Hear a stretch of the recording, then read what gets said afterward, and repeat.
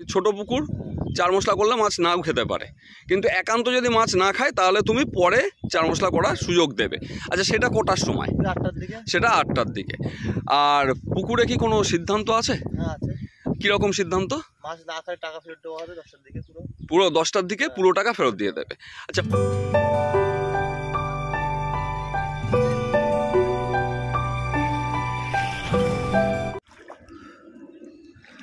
যে পুকুর দেখা যাচ্ছে, আর আমরা মাঠের মধ্যে দিয়ে জল ভেঙে চলেছি পুকুরে। কালকে রাতে বৃষ্টি হয়েছে, 1 হাঁটু জল। আমরা আপাতত এই পুকুর পাড়ে এসে পৌঁছেছি। পুকুরের পাড় উঁচু, দেখতেই পেলেন, পুরো জল ভেঙে আসতে হয়েছে 1 হাঁটু। পুকুরটি ছোট। এখানে আগামী 7 তারিখ মানে 7ই সেপ্টেম্বর এখানে একটি হাত ছিপের পাস অনুষ্ঠিত হতে চলেছে।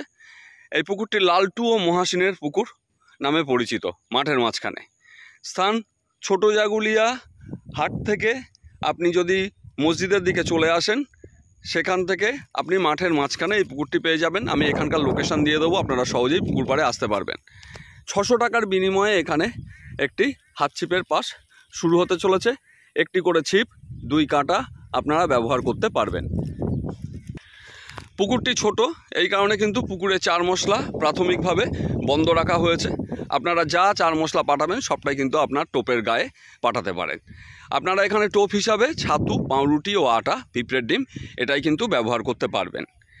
এরপরে যে বিষয়গুলি আছে, পুকুরে মাছ কেমন আছে, কি আছে না আছে, সেটা আমি সরাসরি লালটু ও মহাসিনের কাছ থেকে জেনে নিচ্ছি।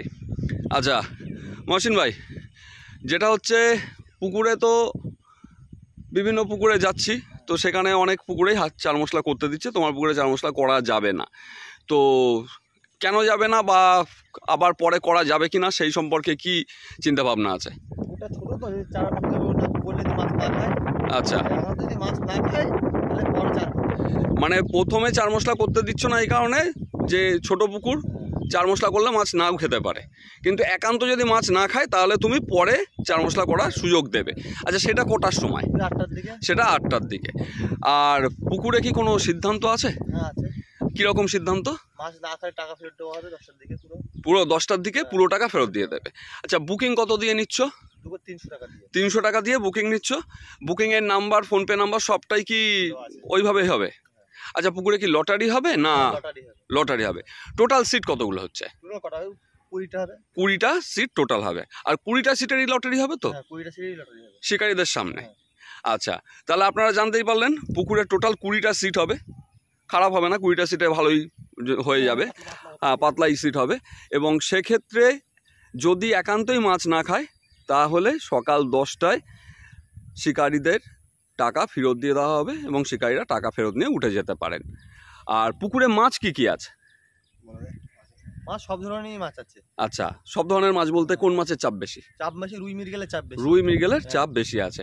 মনোপিয়া, বাটা এই জাতীয় মাছ আছে? মনোপিয়া আছে, বাটা আছে। বাটার সাইজ কি আছে? বাটা বড়, এই 250, 200, 100, 200, 250, 100 এর মধ্যে বাটা আছে। আর এছাড়া লাইলন টিকা আর এগুলো কি আছে? মনোপিয়া আছে। মনোপিয়া, এটার সাইজ কি আছে? ছোট বাচ্চাটা আছে কি? সব রকমই আছে, ছোট বড় সবই আছে। ওপরে সব থেকে বড় কত মাছ পাবে? উপরে বড় 2 কিলো। উপরে 2 কিলো মতো মাছ পাওয়া যাবে। সেটা কি কাতলা না অন্য মাছ? কাতলা মাছও আছে, সব রকমই মাছ আছে। আচ্ছা, রূপচাঁদা মাছ আছে কি? হ্যাঁ, রূপচাঁদা আছে। রূপচাঁদা সাইজ কি আছে? 800, 900 কিলো। 800, 900 কিলো। আচ্ছা, তাহলে এই হচ্ছে অবস্থা পুকুরে। মাছ সম্পর্কেও জানলাম। আর আনুমানিক মাছের চাপ কতটা? আনুমানিক 4 কুইন্টালের উপর আছে। 4 কুইন্টাল। 4 কুইন্টাল মানে 400 কেজি।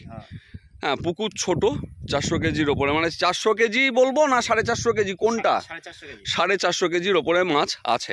আচ্ছা, এর মধ্যে কি কোনো মাছ দেওয়ার পরিকল্পনা আছে? হ্যাঁ, এর মধ্যে এখনো মাছ দেওয়া আছে, আজকের পরিকল্পনা আছে। আজকে একটা মাছ দেওয়া হবে। সেটা কি মাছ দেওয়া হবে? ওটা দেওয়া পাঙাশ দেওয়া হবে। পাঙাশ কত পিস? ও খান 20 মতো দেবো। 20 পিস মতো। সাইজ কি আছে? কিলো সাইজ সব। কিলো সাইজের পাঙ্গাস 20 খানা মতো দেওয়া হবে।